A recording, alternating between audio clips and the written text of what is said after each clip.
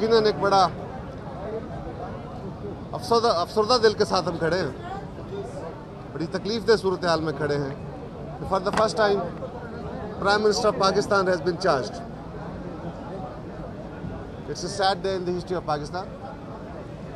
अदालत के सामने वो पेश हुए। बाकी अदालत में जो प्रोसीडिंग हुई उसके बारे में आप बखूबी जानते हैं, और अदालत ने जो तारीख तय की है उस पर यकीनन हम अदालत के हुक्म के मुताबिक उसकी तामील करते हुए उन प्रोसीडिंग में भी पेश होंगे और अपना दिफा करेंगे। और हमें यकीन है कि इंशाअल्लाह ताला वज़ीर आज़म साहब अपना केस और उनके काउंसिल जो हैं वो बेहतर तरीके से पेश करेंगे और वो गिल्टी नहीं है, और इंशाअल्लाह ताला अदालत में भी यही बात साबित होगी।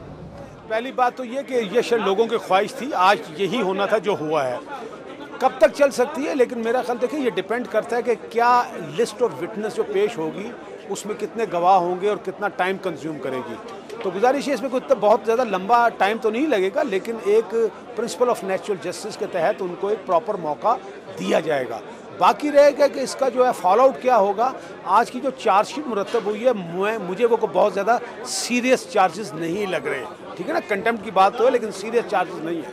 अगर चार्जेस यही रहे और अल्टीमेटली जो कन्विक्शन हुई इन्हीं चार्जेस की बुनियाद पर रहा, तो फिर मुझे प्राइम मिनिस्टर का डिसक्वालीफाइड होना स्ट्रेट अवे को नज़र नहीं आ रहा। लेकिन ये डिपेंड करता है आखिरी जजमेंट के आखिरी पैराग्राफ में कि उसमें क्या लिखते हैं। लेकिन अभी तक की कार्रवाई से मामला डिसक्वालिफिकेशन की तरफ से स्ट्रेट अवे जाता हुआ नज़र नहीं आ रहा।